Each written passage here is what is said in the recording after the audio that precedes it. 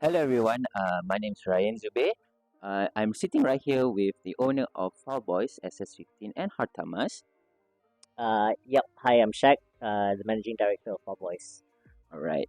Okay, so Shaq, may I know what's your childhood growing up and your education? So I grew up yeah, in Shah Alam, and I went to a local school there, Sekolah Rendah Section 4 and Sekolah Menengah Section 9, up until Form 3 or 4. I had the opportunity to go to an international boarding school in Australia. So I took up the offer, and so I finished my high school um, in Melbourne, and I was lucky enough to also get into the University of Melbourne after where I majored in political science and minored in marketing. So, I want to go through you the questions about the backgrounds and your entrepreneurial characteristics actually. So, my first question is what inspired you to pursue entrepreneurship and did you always know you wanted to start your own business? Yeah, I think when I was a child, I already had entrepreneurial tendencies, but of course, at that age, I didn't realize that's what it was. So, for example, in Darjah 6, I think that time Pokemon cards were a craze. And so at that time, my mom had a photocopy machine at home, and I had this crazy idea to just photocopy original Pokemon cards, and I would cut up the photocopies in black and white, and I would sell it to my friends at school, and they bought it. And then fast forward, I think to early sekolah menengah days, was when CD burning was a thing. And I'm quite the geek, so I had a PC setup that I built myself Yeah. at home. I had a few CD burners. So what I did was I started burning music CDs and also movies, and then I would also illegally sell those at school to my friends. So I realized I always like this whole I like commerce lah in the sense of providing a product and selling it. And then fast forward to when I was even in boarding school in Australia, me and my Singaporean friend, we would go to the Asian wholesalers, and then we would buy Indomie goreng Yeah. in cartons because it's cheaper if you buy it by the box. So we used to buy a packet for 20 about 15 to 20 Australian cents, Okay. and then we would resell it to our friends for about $1 per pack, and we made a killing. So much so that my head of house actually banned mee goreng for a few weeks because it was getting out of control lah. Every time rehat time, recess time, everyone was just eating Indomie. Yeah. Wow, that's a very interesting background you have there. Okay, so for my second question, so how did your education or past experience shape the way you run your business today? Um. Okay. So before Foul Boys, I had two or three other businesses that I also started. The first one being Third Culture, which was a um, online store slash magazine. So that's my first foray into quote unquote entrepreneurship. And it was definitely a steep learning curve, more failures and successes. But I think if you ask people who were familiar with it at the time, a lot of people thought we were a success because I guess the branding and the perception of it did really well. But actually, the truth is, we made zero ringgit out of it. It was a complete and total commercial failure. But I learned a thing or two about branding and some things about marketing, positioning. And then before the end of that culture, I also started a pin brand, Namo pin brand called Pantun Pins, and that saw more success than the culture actually. And it was a lot more uh, tight in terms of the concept. Yeah, this concept of it. So it's just one product, one type of product, very direct in its messaging. So we were doing enamel pins, but not just any designs, but it was only designs related to Malaysian culture, because at that time was when pins were becoming a thing again, and people, a lot of people doing like very pop culture or hype pins. So I thought Yeah. it'd be nice for someone to be doing something that pays homage to our culture. And then besides Pantun, I also have a a streetwear clothing brand called Against with two other friends. That's still running till today, and I'm just in the background. But sorry, going back to the original question, what have I done that has influenced me and I've carried forward to what Yeah. I'm doing now at Fowlboys is definitely, I think, to be able to get Fowlboys to where it is now, it's definitely a combination of all those past projects or brands that I've done. I failed many times along the way, and I think um, you can only learn from it lah. Yeah, that is the best. Experience is the best teacher. Yeah. I would say experience is very important for someone in their life. So, for last questions for the background and all. So, what are the leadership qualities do you believe are essential for an entrepreneur in any industry, including F&B? I would say, well, there are many qualities of a leader, but I would say the one important thing is to be able to listen. Because unfortunately or fortunately, I think an undeniable characteristic of an entrepreneur is usually they're quite hard-headed in the sense that they are very, they know what they want, or they set their mind on one thing and no one can say otherwise. But sometimes you realize along the way that the people you work with, yes, they also look up to you for direction, but it's also important for you to let them know that um, their voice also matters, because sometimes, especially as the company grows, you might not be able to see everything that's on the ground, even though you started from the ground, right? But as you go up, you might not see what's going on the ground, and it's important that your team knows that they should also be able to speak their mind if they feel differently, and then that's when um, we can meet in the middle. Because it gets to a dangerous territory where it becomes almost like a dictatorship where Yes, yes. no one else's voice matters but mine. So, would you say it's kind of like a democratic Yeah, kind yeah, of yeah. leading style? To a certain point, I mean, look, to be real, I mean, the leader can still veto anything, but I think it's important to let the discussion happen and see where it goes. Yeah. Mm. So, what was the key turning point that pushed you to start Fall Boys actually? So basically, I was on a trip to Melbourne with an old friend, and we're both foodies, right? And he was keen on starting an F&B venture with me, and so he actually came up after the trip. He came up with this idea of doing like a southern fried chicken. And initially I thought, why fried chicken? It's so saturated in Asia. But as I looked further into it, there are many segments like your Korean fried chicken, your fast food, but no one was doing southern fried chicken at the time. So I thought, no harm in trying. And the deeper we got into the R&D, the more I thought we may have something on our hands here. And yeah, the rest is history lah.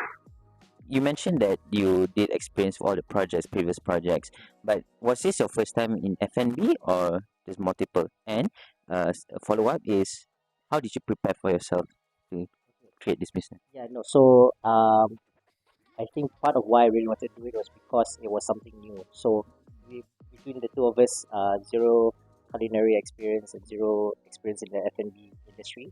But I thought that was part of the excitement of going to an uncharted territory. What I did to prepare myself, honestly, there wasn't much except for just uh, reading and watching resources online. Honestly, anyone can start a business from just Google, right? I mean, there's massive resources there. I think, but what's different is we didn't just copy and paste any recipe. We started with the base recipe we found online, and then we just kept tweaking it based on the kind of flavors that we were looking for. So a lot of these recipes we find online, a lot of it is like Mak Saleh punya palette.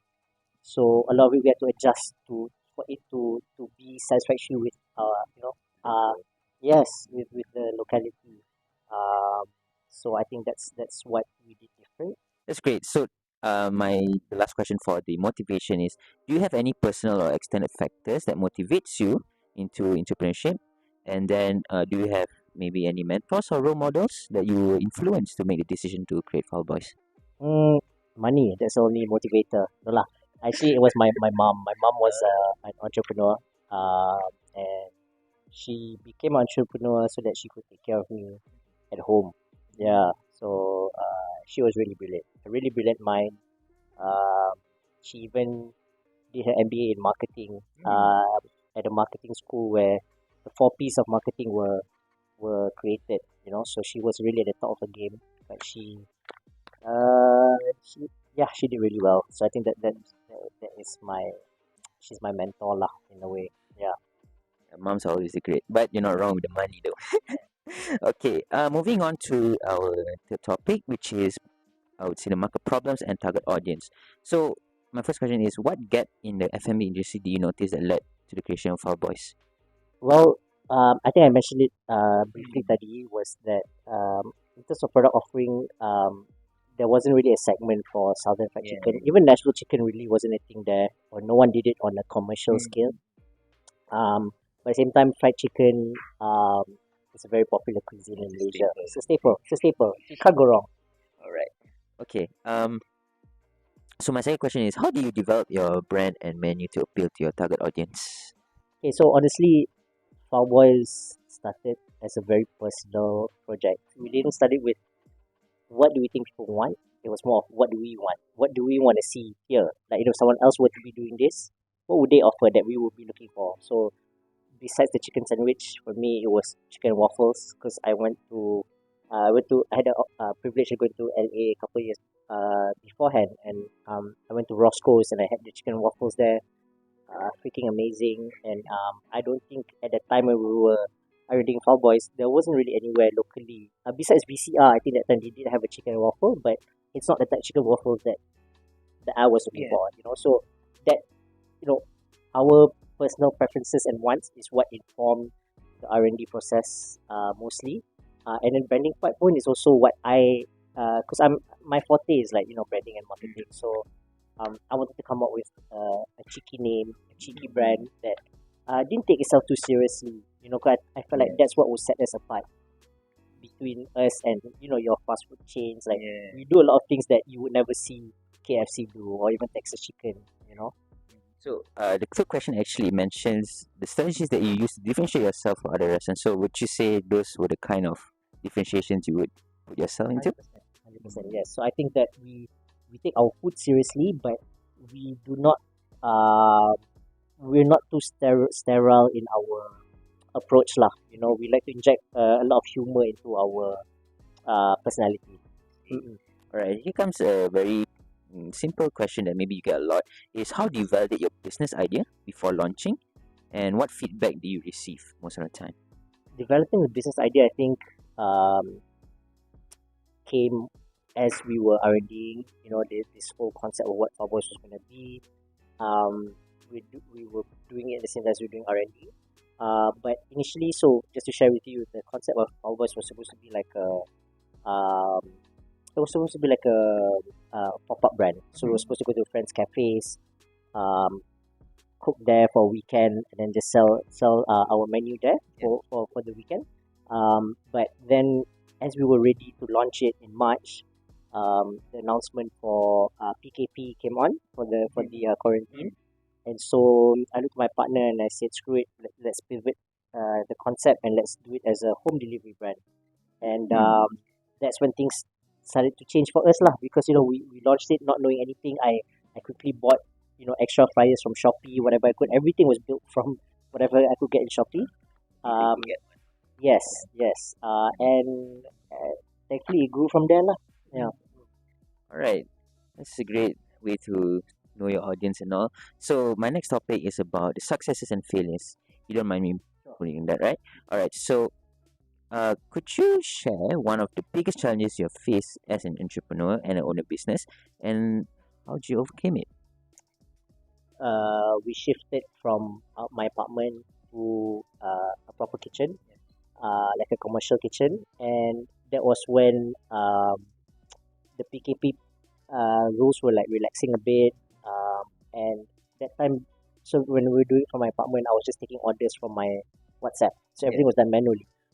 And then as we grew, and we moved out to the other kitchen, I saw that the orders weren't really coming in on WhatsApp anymore. So I thought maybe it's time to evolve. So we listed ourselves on Grab, and that's when our sales kind of just boomed again. Yeah, for a while. And then I would say our next set of challenges came when we first opened up our Subang flagship, which is our first physical store. That was in November 2021. And the issue was when basically we scaled up. And what happens when you scale up is that instead of, let's say, having to just marinate 10 kilograms of chicken for a day, you need to now marinate like 30, 40, 50. And we find that that's where we're seeing failures in consistency in food quality, even in terms of service, because we were not used to doing front of house. So a lot of these challenges were, a lot of it was trial and error. So we did try to get some consulting with other more experienced people, but ultimately it's really just you just have to try everything that you think will work, and then eventually find the one thing that will work lah. So that was another steep learning curve for us. Where when we scale up, we realized that if we run things the same way, it's not going to work, because you're talking about a bigger playing field, you know. So that was challenging. Yeah. Mhm. Even up to today, to be honest with you, I mean, learning about having to do SOPs. We're talking about every year as we are growing. We realize that if we don't have the proper, you don't have a strong foundation, you'll have mistakes slipping through the cracks. Systematic. Yes, that's right. That's right. So that's why, it took me long enough to realize that checks and balances, systems, SOPs, all these things are crucial in ensuring a sustainable business. And you want a sustainable business. You don't want a business that just does well for the first 1 or 2 years, and then after that just crashes and burns. Yeah. Consistency is key, lah. Yeah. Right. So obviously you face all these major setbacks, and what lessons do you learn from it, personally? Wow. Many, many, many, many. I think one is to don't count your eggs too soon. I think that's the saying of it. So sometimes we have periods of time, periods of time essentially where we see so much growth, so much success, but you have to remember that that period of time might not be permanent. I mean, so many times we've gone through a cycle of we have like 6-7 months of really strong sales, and suddenly we have 1 or 2 months of really slow sales, and that humbles you. So it's a good reminder that never be too comfortable with where you're at. I think always stay hungry, always question, always not be satisfied. You should never be satisfied with where you are. I feel always stay hungry, because I think that hunger is what drives you for striving for greatness. Striving for success, That's right. That's right. Otherwise, you'll fall into complacency, and I don't think you want to be there. Yeah, because when you get too comfortable, you get complacent. That's when your quality might drop. Things like that. Yeah. I agree with that statement right there. So, how would you say, like, one of the factors that you mentioned, all those that contributed to the success of Fowlboys, like factors that that you think that what makes Fowlboys Fowlboys? To be honest with you, it's the product itself. It's a product, and it's also the brand and the people. So the product, I think, at its core, we have a good product, and I think a good product should sell itself.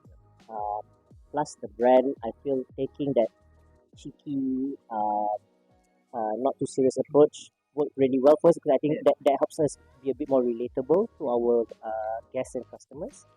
And then thirdly was the people. So I believe that. So what another differentiating factor of our boys that I was insistent on is that we put a big importance on customer service. So that's why here at Cowboys, we do table service. So I feel that gives an opportunity for our guests to get to know the people behind Cowboys, to get to interact with them, to create a connection with them. The experience. Yes, because a lot of people come for food, but they stay for the service. I think Mm, that's an important thing to remember. Yeah. definitely. Okay, so for the final one, question is, what has been your proudest moment as an entrepreneur or as a own a business of our boys so far? Um. Well, proudest moment is that we are still here.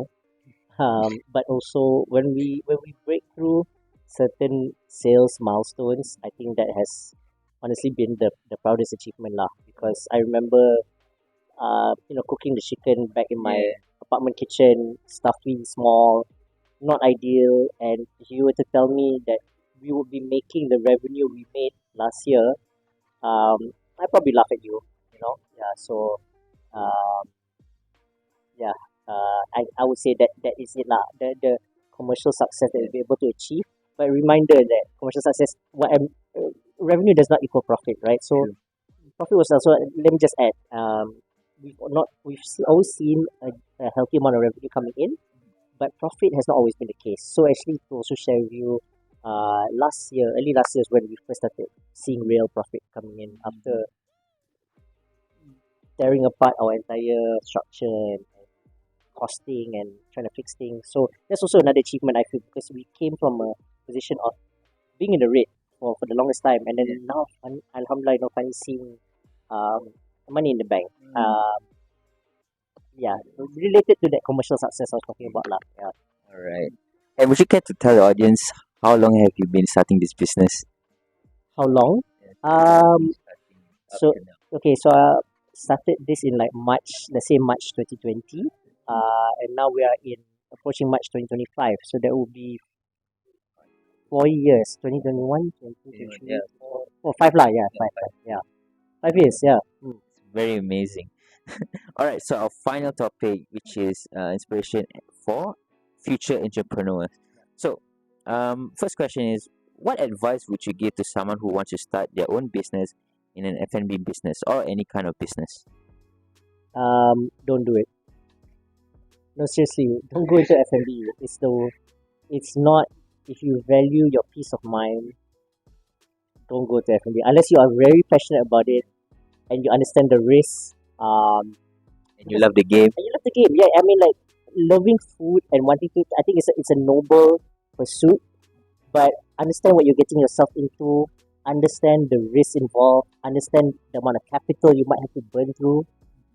There's so much more. If wanting to serve food is one thing, but you need to have a strong understanding of the business and commerce aspects of running an F&B business lah. Okay, but if you were to focus on like entrepreneurship in itself, what is one advice or any advice you would tell them? I would say if you have an idea you truly believe in, um, just go out and do it. 1,000 other people might have the same idea as you, but the difference is you went out there and you did it. I think that already puts you ahead of the curve. But at the same time, I won't say don't listen to people who don't believe in you because I take that as fuel. But know that if you do that and you fail, you have to accept that failure. But I think it's important to have conviction in yourself, but not to a point of delusion. So if I would take advice from people who are better than me, who are experts on the topic, I would take some weight. I would take consideration of that lah. But if it's just someone else who is just being negative, then take that as ammunition for you to make your dream happen. Mm. Right. So the second question comes in: how do you stay motivated and continuing to innovating despite challenges? That's a good question. Motivation for me, well, I personally, I think because I grinded my ass off during the pandemic, uh, you know, waking up at 5 o'clock, lining up during the MCO to go to Tesco or wherever to get the ingredients, come back, do mise en place, and then either be on assembly or fryer, and then packing the food, sending it down to the guardhouse to the grab rider. It was in day out. That was really my routine, and I've never grinded like that in my entire life, and I think that is probably the one motivating factor that I can't let this thing die. I will do whatever it takes in my power to keep this thing going. Yeah, I think that's my and also now, um, you know, building a connection with my team and the people who are working here. They're also a big motivating factor for me to show up and do my best. Yeah. The grind keeps going. All right. So for the third one is, if you could go back in time, is there anything you would do differently in your entrepreneur journey, or as an owner, business owner? No, not a thing, because I feel like that struggle is what brought us here today. I mean, out of struggle comes um, goodness. Because when you are pushed to a corner, you're in a tight spot. That's when you start thinking creatively. You start fighting for your life essentially. And I think that um, without struggle, no good will come out of it, lah. All right. Okay. So my final question for this interview is, what's one misconception about entrepreneurship or for the owner businesses that you think that needs to be debunked? I don't know if it's still the case, but during my time when first starting these brands, um, it, entrepreneurship was very glamorized. Everyone was like, "Oh, it'd be so cool to be an entrepreneur." But honestly, guys, the truth is far from it. I think, yeah, definitely pros and cons, right? But understand that if you have a desk job, a corporate job, you have financial stability. If you're an entrepreneur, zero financial stability. There are times when you're starting up, it's either you don't pay yourself, um, your ability to put food on the table depends on the success of your business. So there's a lot of pressure to put on yourself. Yeah. And I don't think that should be something that should be glamorized. It should not be something that's discouraged, but don't fall into a false sense of security, or getting to something that isn't what you think it is. I would say if you truly believe in something, if you feel like you are filling a gap in the market, by all means go and do it, but understand what you are signing up for. All right. That's such a very wonderful interview with you, Shaq. It's such a pleasure having an interview with you. And we'll see you on this on YouTube actually. So yeah, it's very very great having an interview with you, Shaq. All right, bye bye. Yeah, I mean it's from project. All right, bye bye.